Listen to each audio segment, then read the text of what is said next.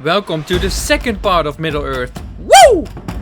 In the last episode we checked out the exploration coaster and saw places like Mordor and Erebor.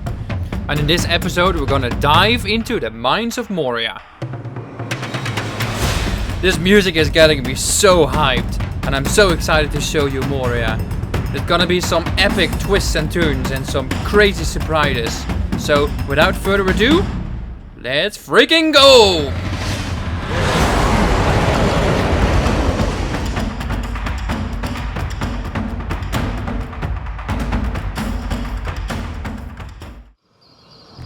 So on the left side you can see the entrance of the Explorer, which is where we went into in the last episode. In this episode we're going to continue our path on Boogie's Trek, or Middle-earth Trail, and make our way to Moria. I've come to find out that every time I get excited, woo! My screen does weird stuff. Anyway, here we are at Jay's Lookout. This is the first lookout or the first stopping point that I've built in this park. You can see these camera spots on the right side. If you look straight through the square, you get an epic view. So that's quite unique, I have to say. I have these camera points all throughout the park, so wherever we encounter one, I'll let you know what the view is. So here we are approaching a board on the left side, and it says the following: dead orcses have been reported around the track. Find all the dead orcses, solve the puzzle, and win a prize at the end of the trail. Now if we then pan to our right, we can see an orc on the ground with his head smashed in. So that's orc number 1. Kind of a nice environment to die in though. As we continue, we're starting to approach a cave, which is the start of the Mines of Moria. We're making a left-hander here, and if we keep going straight, you're starting to see the dwarven columns on the left and the right. Then we go down the stairs and then we enter the Mines of Moria.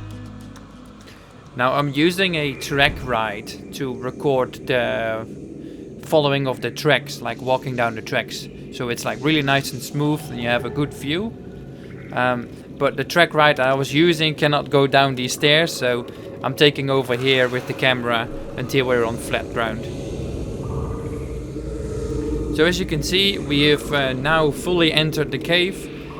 You can start seeing some of the coaster tracks, and the cave itself I think looks pretty good, quite convincing. But this was one of my first rides, so there's definitely been some room for improvement if I were to do it now.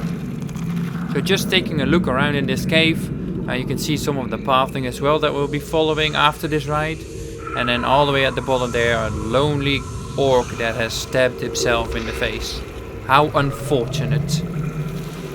So you're telling me I'm not allowed to go inside? No, the right. Is that what you're saying? Yeah, you can't go in. That's closed. Yes, I am going in. No. You can't stop me. Yeah, okay. I'm doing this. No. Who the hell you think you are? I'm the ride attendant. Right. Maybe she's just trying to warn me for what's down there. Because apparently there are some monsters down there. So this is the entrance. Queue is very basic. It's not really something I spend time on. I really spent a lot of time on this ride. So without further ado, here is the POV of the Mines of Moria.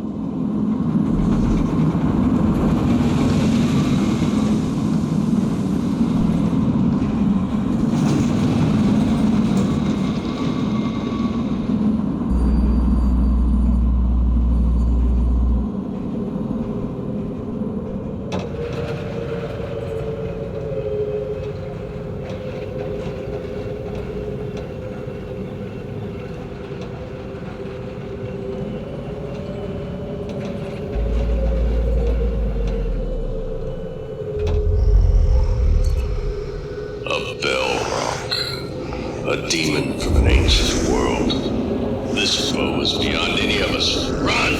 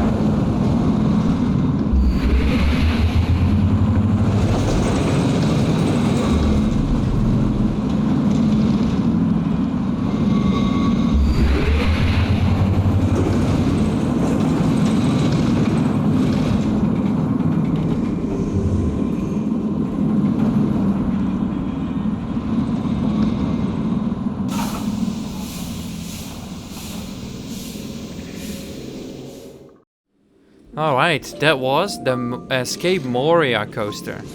I hope you all liked it. We're gonna just follow this train along so we get to see all the triggers again. But as you can see, there's definitely some room for improvement on this coaster. But there's some really epic like scenes. Massive drop, and I think the caves look quite realistic as well. So as you drop down here, you go inside the caves, and there's like some dwarven pillar like obelisks here, which looks really cool. So this is like a little like cave exploration, and as you come along this corner here, you actually enter Moria, like right here.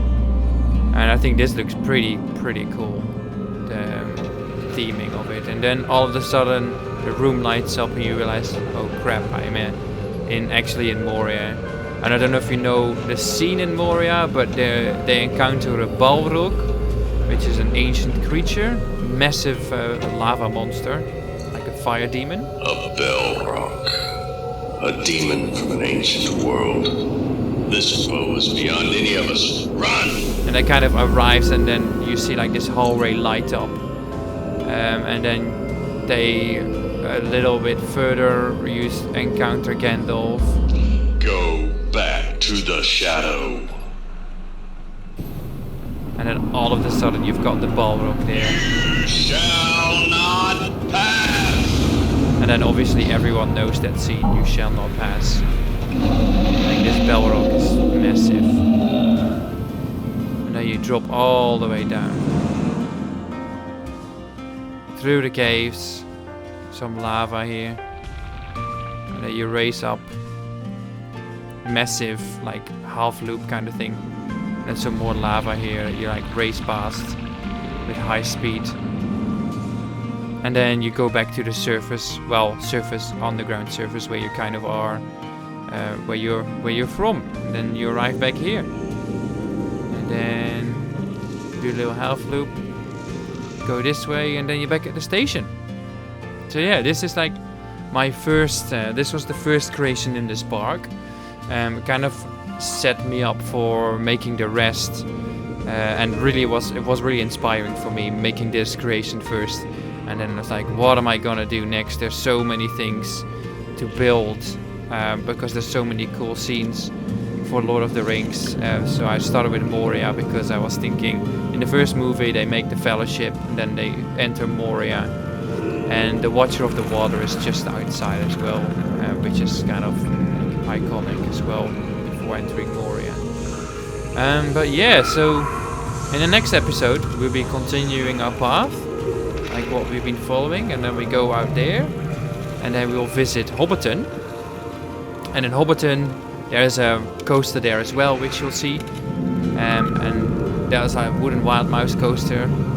It's called The Hobbit's Life. It's gonna be really nice, really epic, lots of good scenes. And yeah, with this dead orc, I'll thank you all for watching. He is very dead.